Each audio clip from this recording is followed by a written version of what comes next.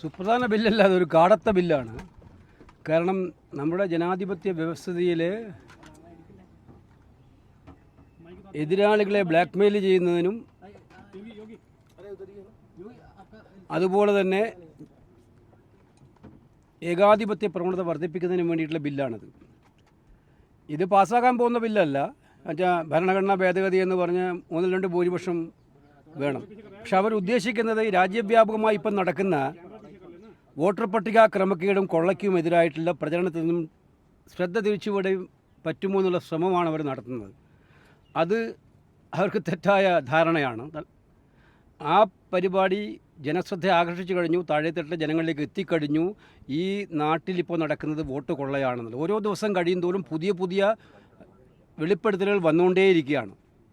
ഒരു സംശയം വേണ്ട, അതിൻ്റെ പിന്നാലെ ഇന്ത്യയിലെ ജനങ്ങൾ ഒറ്റക്കെട്ടായി അണിനിരക്കും. പക്ഷേ അതിൽ നിന്നും ഡൈവേർട്ട് ചെയ്യാനുള്ള ശ്രമമാണ് ഇപ്പോൾ ഈ നടത്തിയിരിക്കുന്നത്. നിങ്ങൾ മനസ്സിലാക്കേണ്ടത്, നമ്മുടെ ഇന്ത്യൻ ഭരണഘടന അനുസരിച്ചായാലും ശിക്ഷാ നിയമം അനുസരിച്ചായാലും ഒരാളെക്കുറിച്ച് ആരോപണമുണ്ടായാൽ, കേസുണ്ടായാൽ അതിൽ ശിക്ഷാ നടപടി നേരിടുന്നതുവരെ അയാൾ കുറ്റക്കാരനാണെന്ന് പറയാൻ പറ്റില്ല.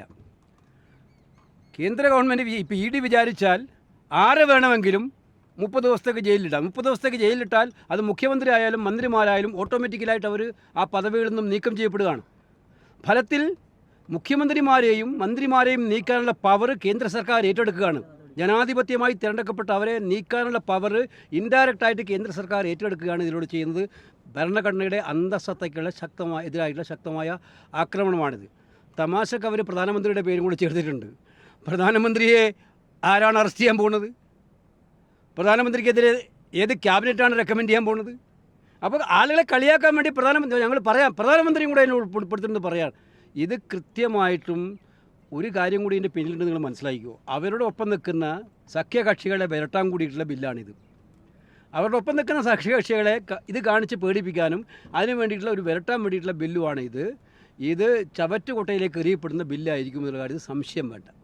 ധാർമ്മികത എന്ന വിഷയമാണ് അവർ ഉയർത്തുന്നത്. അപ്പോൾ ബില്ലിന് ധാർമ്മികത നിയമമൂലമല്ലല്ലോ ഉണ്ടാക്കേണ്ടത് രാജ്യത്ത്. ധാർമ്മികതയൊക്കെ ഓരോ മനുഷ്യൻ്റെ മനസാക്ഷിയല്ലേ. അങ്ങനെയാണെങ്കിൽ ആഭ്യന്തരമന്ത്രിയായിരിക്കാൻ അമിത്ഷായ്ക്ക് എന്ത് ധാർമ്മികതയാണുള്ളത്? അദ്ദേഹമായിരുന്നില്ലേ ഗുജറാത്തിലെ ഏറ്റവും വലിയ ക്രിമിനൽ കേസ് പ്രതി? ആ ആഭ്യന്തര വകുപ്പ് കൈകാര്യം ചെയ്ത മന്ത്രിമാർക്കെതിരെ എടുത്തു നോക്ക്. ക്യാബിനറ്റ് മന്ത്രി, സഹമന്ത്രിമാർ അവരെല്ലാം ക്രിമിനൽ കേസിൽ പ്രതികളായിരുന്നില്ലേ? അവരംഗീകരിക്കുമോ? ഇപ്പോൾ ധാർമ്മികതയെക്കുറിച്ച് പറയുമ്പോൾ ധാർമ്മികതയാണെങ്കിൽ അന്ന് രാജിവെച്ചിരുന്നു അവർ. എന്തിനും മോഡി മുഖ്യമന്ത്രി ആയിരുന്നപ്പോഴേ ഏറ്റവും വലിയ പ്രയാസങ്ങൾ ഗുജറാത്തിലുണ്ടായത്. ധാർമ്മികത നമ്മുടെ രാജിവെച്ചോ?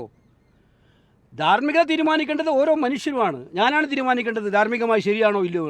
ഇത് മാത്രമല്ല, എത്രയോ കേസുകൾ വളരെ വ്യാജമാണെന്ന് തെളിഞ്ഞു കഴിഞ്ഞു. ED രജിസ്റ്റർ ചെയ്യുന്ന കേസുകൾ, ED ആണല്ലോ ഇപ്പോൾ ആയുധം. ഇതിനൊക്കെ പിന്നിൽ പ്രവർത്തിക്കാൻ പോകുന്ന ED ആണ്. സുപ്രീം കോടതി ഇപ്പോൾ EDയുടെ കാര്യത്തിൽ ചില ശക്തമായിട്ടുള്ള നിഗമനങ്ങൾ നടത്തിയിരിക്കുകയാണ്. സുപ്രീം കോടതി അവരെടുത്ത 100 കേസുകൾ എടുത്താൽ ഒരു കേസാണ് ശിക്ഷിച്ചിട്ടിരിക്കുന്നത്. 1% അവരുടെ കൺവിക്ഷൻ റേറ്റ്. ആ സാഹചര്യത്തിൽ 99% നിരപരാധികളാണെന്ന് വിട്ടയക്കപ്പെടുന്ന സാഹചര്യം ഉണ്ടാകുമ്പോൾ ഇവരെ എല്ലാം ജയിലിലടച്ചിട്ട് അവരുടെ സ്ഥാനങ്ങൾ എടുത്ത് കളയാന്ന് പറഞ്ഞാൽ ഇത് പ്രതിപക്ഷ സംസ്ഥാനങ്ങളെ ടാർഗറ്റ് ചെയ്തുകൊണ്ടുള്ള ബില്ലാണ്. അവർക്ക് വേണ്ടി മാത്രമുള്ള ബില്ലാണ്. അവരെ തിരഞ്ഞെടുക്കപ്പെട്ട ജനാധിപത്യമായി തിരഞ്ഞെടുക്കപ്പെട്ട സർക്കാരുകളെ അട്ടിമറിക്കാൻ വേണ്ടിയിട്ടുള്ള ഒരു ബ്ലാക്ക് മെയിലിംഗ് ബില്ലാണ് ഈ ബില്ല് എന്നുള്ളതിന് സംശയമില്ല. ഭരണപക്ഷത്തിരിക്കുന്ന ഒരാൾക്കെതിരെയും 12 കൊല്ലമായിട്ട് ഒരു കേസ് കൊടുത്തിട്ടില്ലല്ലോ. അല്ല, അതാ ഞാൻ ആദ്യം പറഞ്ഞത്. ഈ ബില്ല് പാസ്സാകാൻ പോകുന്നതല്ല, ഇത് ചവറ്റുകൊട്ടയിലേക്ക് പോകുന്നതാണ്.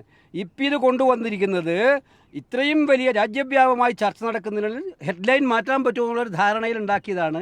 പക്ഷേ അത് അബദ്ധ ധാരണയാണെന്ന് 2 ദിവസം കൊണ്ട് വ്യക്തമാകും. ദില്ലി മുഖ്യമന്ത്രിക്ക് ഇന്നിപ്പോൾ അടിയേറ്റൊരു സംഭവം ഉണ്ടായിട്ടുണ്ട്. ദില്ലിയിൽ നേരത്തെ കോൺഗ്രസ് MPയുടെ മാല പൊട്ടിച്ചിരുന്നു. തലസ്ഥാനത്തെ സുരക്ഷയെ പറ്റി കോൺഗ്രസ് അതിന് മറുപടി പറയേണ്ടത് അമിത്ഷായാണ്. ഒരു മുഖ്യമന്ത്രിക്ക് സ്വസ്ഥമായിട്ട് പരാതി വാങ്ങാൻ പോലും പറ്റാത്തൊരു നിയമസമാധാനമാണ് ഡൽഹിയിലുള്ളത് എന്നുള്ളത് ഇതിലൂടെ വ്യക്തമായി തെളിഞ്ഞിരിക്കുകയാണ്. നേരത്തെ സൂചിപ്പിച്ച MPയുടെ മാല പൊട്ടിച്ച് പറിച്ചുകൊണ്ട് പോകുന്നു. നിത്യേന എന്നോണം ഇത്തരം സംഭവങ്ങൾ ഉണ്ടായിക്കൊണ്ടിരിക്കുന്നു. അതിന് സമാധാനം പറയേണ്ടത് ആഭ്യന്തരമന്ത്രി തന്നെയാണ്.